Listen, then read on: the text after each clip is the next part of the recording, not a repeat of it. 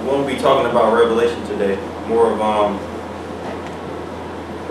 we're going to be talking about mental toughness, but it's more related to stuff personal to me. I know I went, well, earlier this year, I went away for like a month and a half to do the trucking. I never told y'all about it.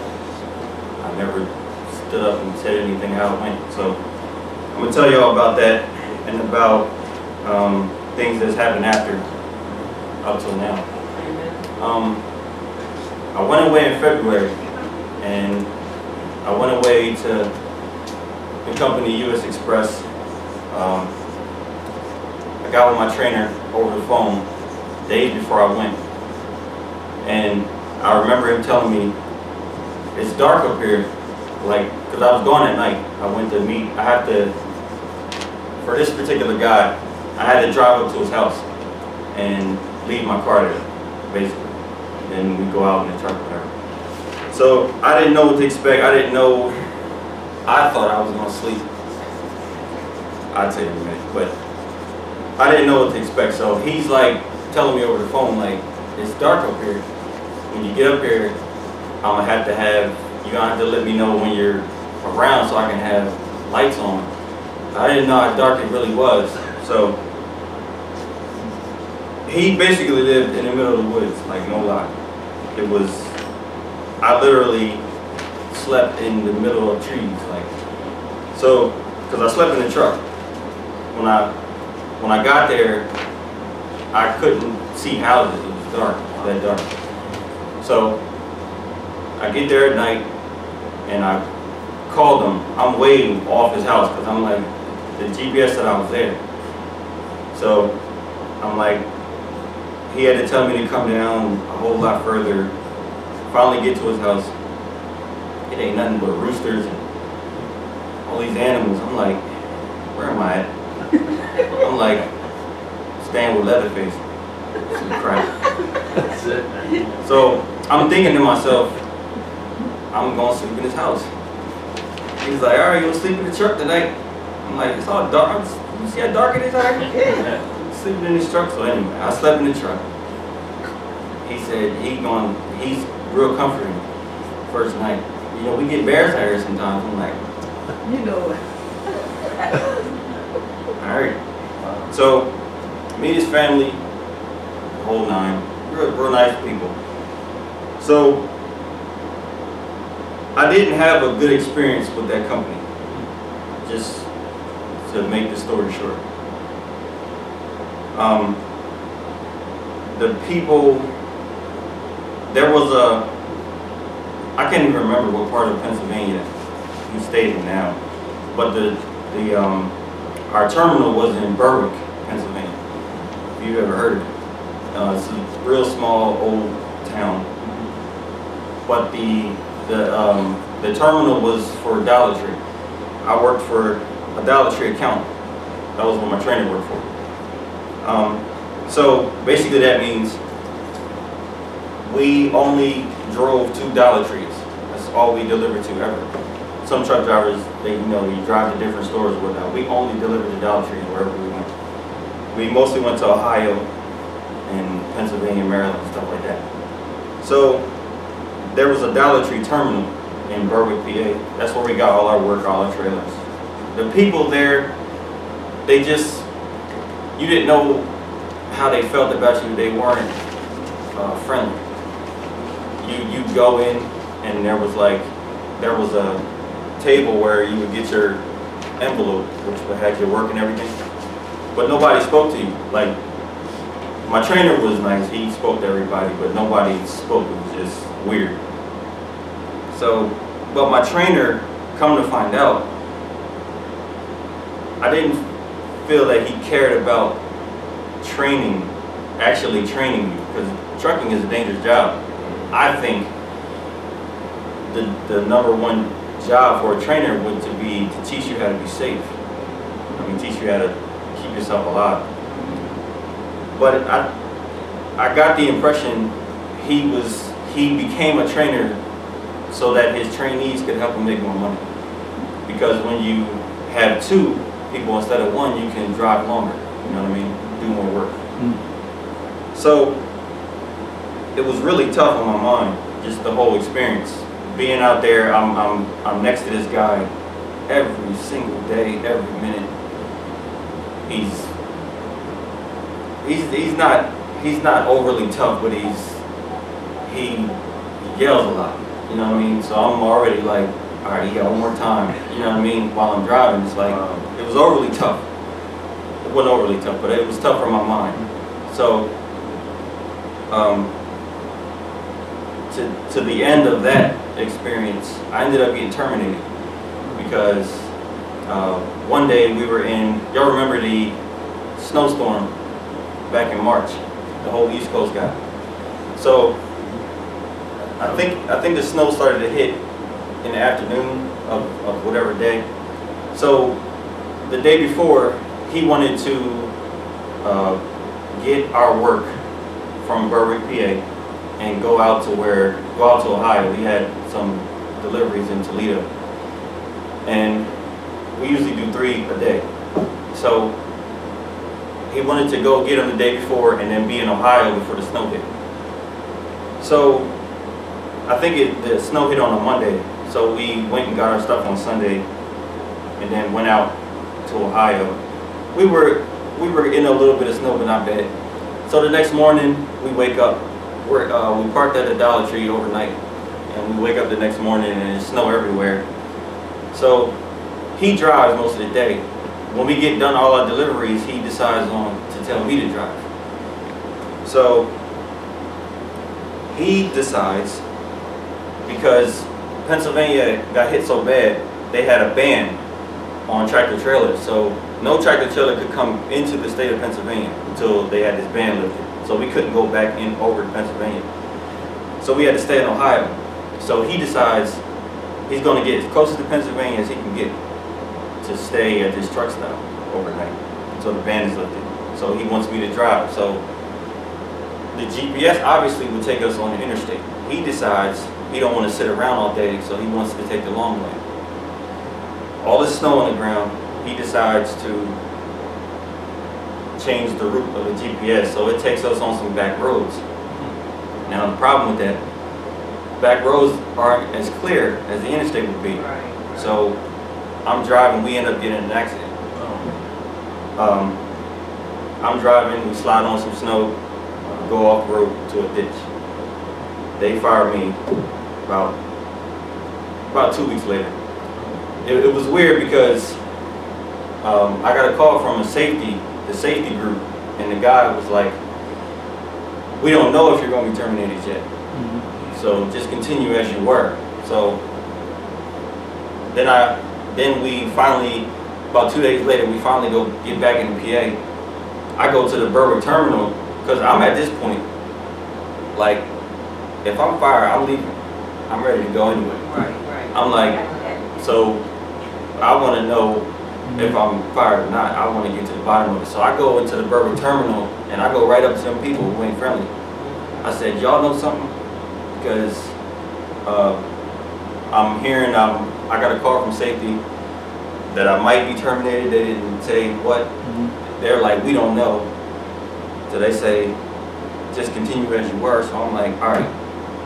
So my upgrade test was on the 22nd of March. Was scheduled for the 22nd of March. It was like a week before. So I remember one day I was just so annoyed with this guy. We had went to his house, he took a day off, we went to his house. And the next day I was supposed to take my car to the terminal because it was basically the end of my training. So, but it was like a week away from my thing. So I was telling myself, I'm not doing an extra week for nothing. I'm just helping this dude make money now. It's like, I'm not doing this extra week. So I was thinking, I'm gonna do it if I have to. I'm not gonna get myself in trouble, but if I don't have to, I'm going home. And then I'm going back up for my test. So I drove up to the terminal without him. He was coming later. So I talked to the people. I said, look, am I getting myself in any trouble if I go home? I said, I did my 190 hours of driving. I said, I don't want to get myself in any trouble. I'm asking. But if I go home and I come back from my test, am I going to be in any trouble? They said no. So I said, all right. So my bag of clothes and everything was in the truck though. So I had to wait for him to come. So I told him when he got there, I'm going home. He was all upset because he had some work to do. And I'm like, look, I'll help you today. I said, because the delivery was in PA and it was only for a day so he could come back. I said, I'll help you if you want. And he was like, no, go home. So I went home. The 22nd comes and I'm about to leave back up there. He calls me. He says, oh, don't come up because they don't have you scheduled for your test. I'm like, what are you talking about? I've been scheduled like a whole month. I don't understand. Well, they're not sure if you are still with the company. Well, nobody's told me anything. I'm like, well, who am I supposed to talk to? He doesn't know who I'm supposed to talk to. So I call the people in Berwick, PA. Again, they're like, the guy on the phone says, all right, well, let me find out something. I'll call you back. He don't call me back for 2 days. I'm like, so I don't want to call them back because I'm like, they're just going to tell me the same thing. I call my trainer. He tells me to call my training coordinator, call her. So she says, yeah, you've been terminated. I'm like, when was y'all going to tell me? Like, it sounds like you knew. So I got terminated. I wasn't that upset because I didn't really like that company. So, but it started to get a little bit tough on my mind. So about almost another month went by without working. Then I was in a relationship at the time. Her mother's cousin drove dump trucks. So I was talking to her parents and they ended up calling her cousin about work. So I ended up getting a job driving dump trucks.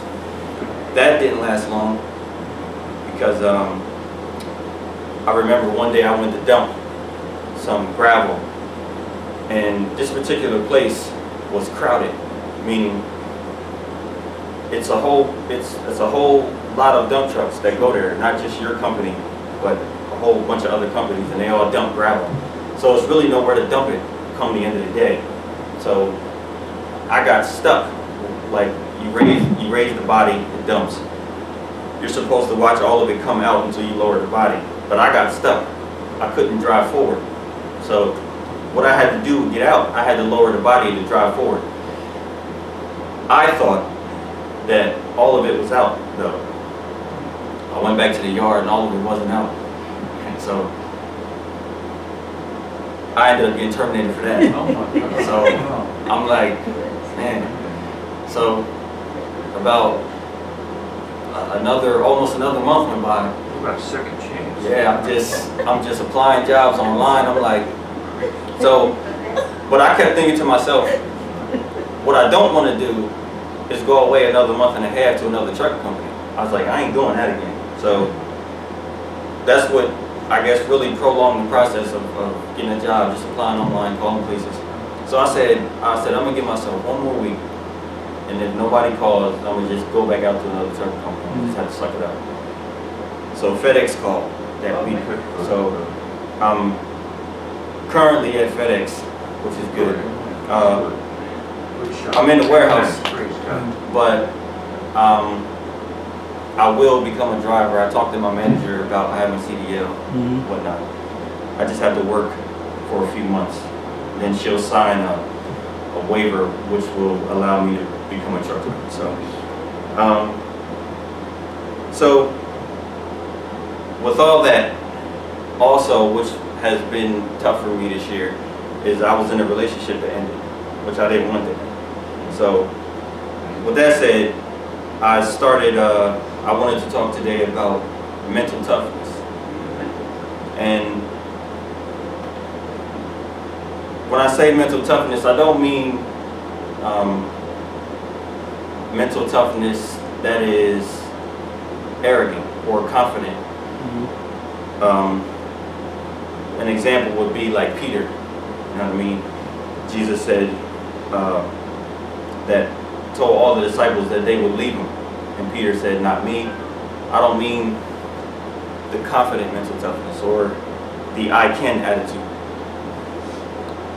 So, but to describe what kind of mental toughness I mean, I want to just kind of make a short list of 3 things that will give you that mental toughness. Obviously, the mental toughness in spiritual things, not so much in everyday life. But all Christians should have it. We all commonly experience trials, even unbelievers do. Everybody in life has mental toughness in some way. Everybody has it. Some have more of it, some have less of it. Some people, when trials hit in life, they can't handle it. Some people freak out, stress out. Some people have mental toughness where they can handle a lot before they break. But the first thing to have mental toughness, as far as in a spiritual sense, is knowledge. Knowledge. You want to increase knowledge, because to have mental toughness, you want to be able to think rightly, think properly. It's a mental toughness where you know how to think. How you think is going to base how you live. As you think, so are you, right? Mm-hmm. So you want to increase your knowledge, and then just to give an example of that, for scripture, this is just handpicked. We obviously have an enemy, the devil. In 1 Peter chapter 5, verse 8, we all heard this. Be sober, be vigilant. The devil walks around seeking whom he may devour. Verse 9 talks about you must resist him in the faith. The same afflictions are experienced by your brethren in the world. So, to have proper knowledge of our enemy, how he works, how we are to battle him, we must increase our knowledge. To battle him, we must know how to. But we must know how to do it rightly.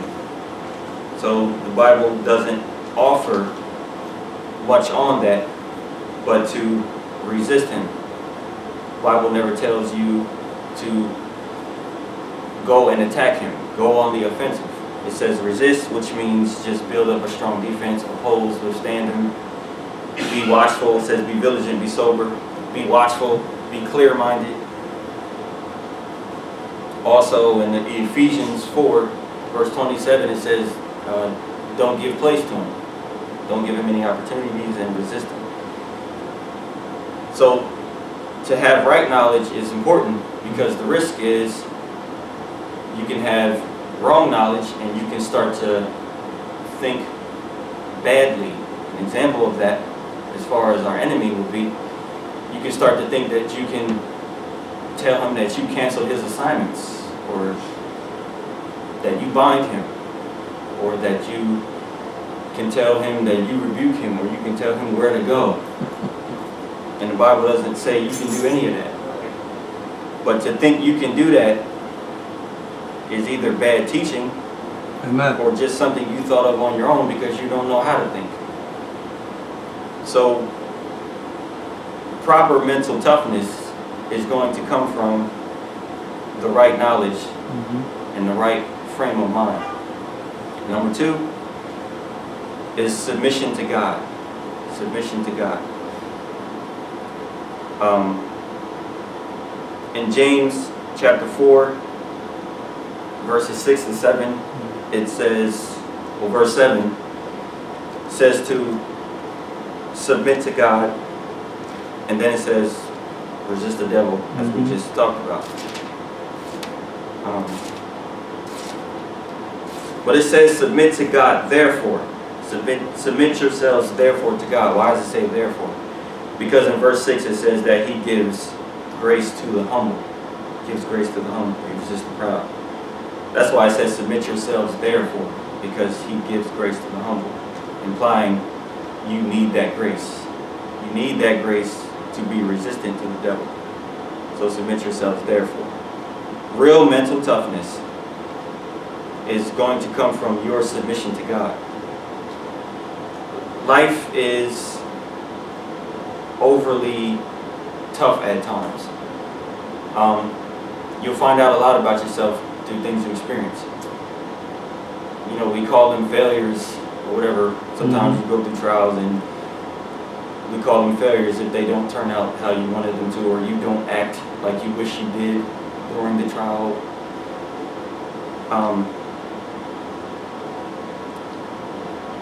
In God's eyes, that's not always the case. Failures don't really have so much to do with how you perform, but the lessons you get in the trial. Because as Christians, we gotta learn to get away from our own trust in ourselves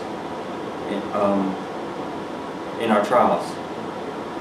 Your own trust in what you can do and how you can respond and whatnot.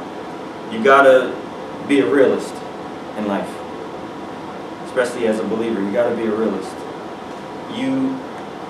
As far as spiritual things go, you have a real weakness and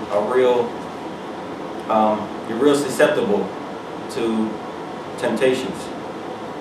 You're weak. You need God's strength to get through a lot of these things.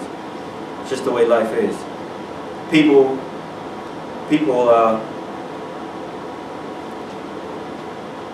can't handle life.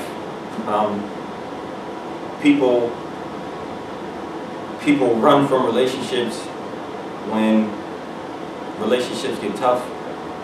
Because they tell themselves that it'll be better if I'm alone. Because they've trained themselves their whole life to run from hard times. When times get hard, people think the way out of it is to get by yourself, run from it.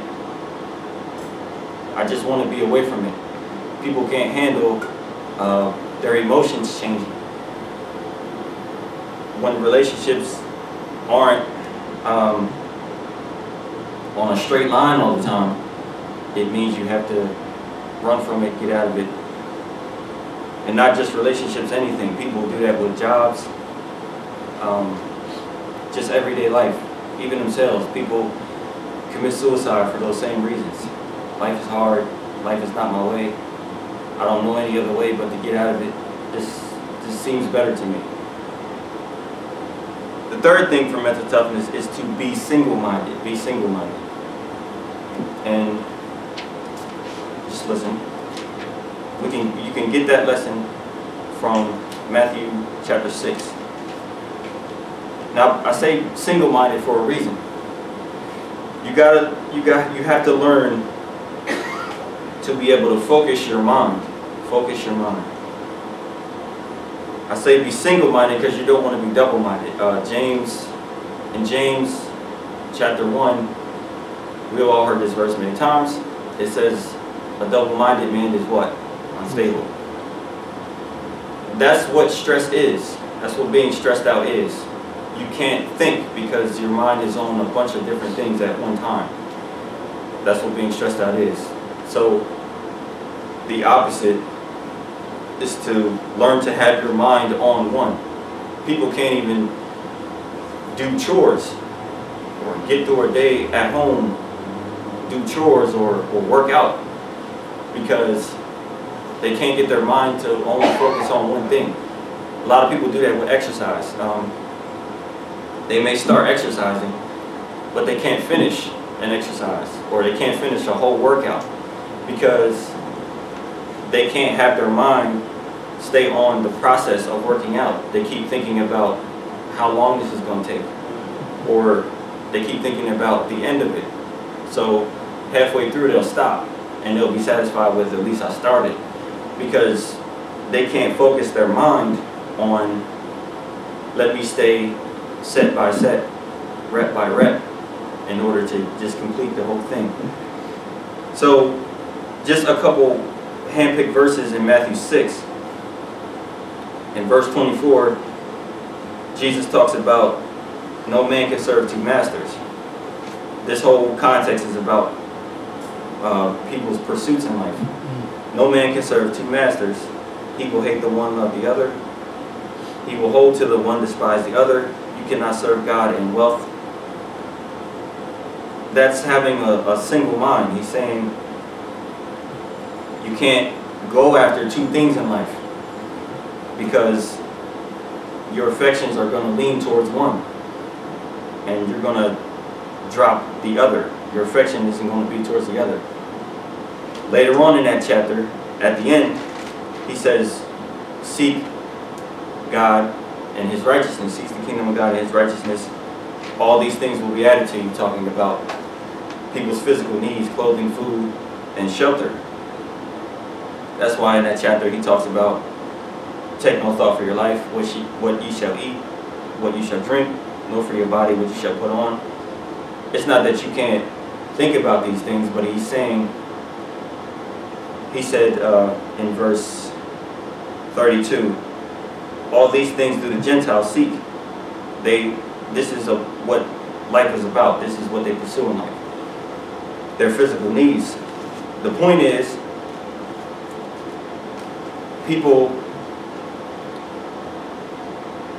if you make these things your life's pursuit, you will have no time to have your mind on God ever, because you're pursuing two things, and that's the point of verse 24. You can't pursue two things. Your affections are going to be on one, period, and leave the other behind. So God is not going to have a place if you make these things your pursuit. That's why he says, if you pursue God, if you learn to focus yourself to pursue God and only that, if you learn to put your mind on that day by day, that stuff will come to you without you pursuing it. Because in verse 33, he says, your heavenly Father knows you need these things. He knows your needs. He knows you have physical needs in the world. He knows the body needs clothing to keep it from being sick. He knows that the body needs food to keep you alive, drink to keep you alive. He says, I know that your needs, you're going to have them. I'll meet your needs. But if you have your mind on me, so you have to learn to focus. Just an example of that, since we are to become like Christ. In Hebrews 12, this is verse 2. It says, looking to Jesus, the author and finisher of our faith, who for the joy that was set before him endured the cross, despising the shame, and is set down at the right hand of God. Christ is our example. It says, who for the joy that was set before him endured the cross, despising the shame. That is to say that while Christ was down here, he had a mental focus. That now in his humanness, you have to imagine it will be hard to know you're going to die. To know you're going to die violently on the cross. To prepare yourself for that is tough. So it says, but he took a mental focus. It says, who for the joy that was set before him endured the cross. He didn't have his mind on that. He put his mind on what was after that. Who for the joy that was set before him. He always had his mind on, I'll be at the right hand of God after that. Right? For the joy that was set before him endured the cross. He could endure it because he put his mind on what was later. As Christians, as people in general, experiences in your life, You may not have what you want to have. You may want things badly in life, and they may not be seeming to happen for you. Or when you're in the midst of something, it may end in ways you didn't want it to end. I've learned that this year. But you have to be mentally strong, because life goes on. You have to be mentally strong. You have to pick yourself up. To borrow a biblical term, gird up your loins, which means pull it together. You have to be able. Now that doesn't mean, I'm not saying that it's not okay to experience emotion. I'm not saying it's not okay to have failures. It's not okay to experience things, cry, and sometimes be ashamed. Things like that. I'm not saying any of that. Because we are human. That's what our emotions are for. They are to let us know how we feel. And people that are private, they don't give themselves opportunity to be loved. People like to deal with a lot of things themselves. They don't give themselves opportunities to receive wisdom from people or be loved, because they don't open up. You have to learn to be mentally tough. Whenever that point is that you're ready to move on from your experiences, you have to be mentally tough. You have to have the right knowledge spiritually to be able to think correctly. You have to learn to submit yourself to God in faith, because He's going to allow trials and stuff to come in your life. You have to be mentally strong in His abilities and His sovereignty. And you have to learn to have a single focus. You can't have your mind on so many things. You're going to stress yourself out. You have to learn to have one focus every day, and just take it day by day. Every day, as in Matthew 6 says in verse 34, each day is sufficient for the trouble thereof. Each day has its own trouble. Just take yourself through one day at a time.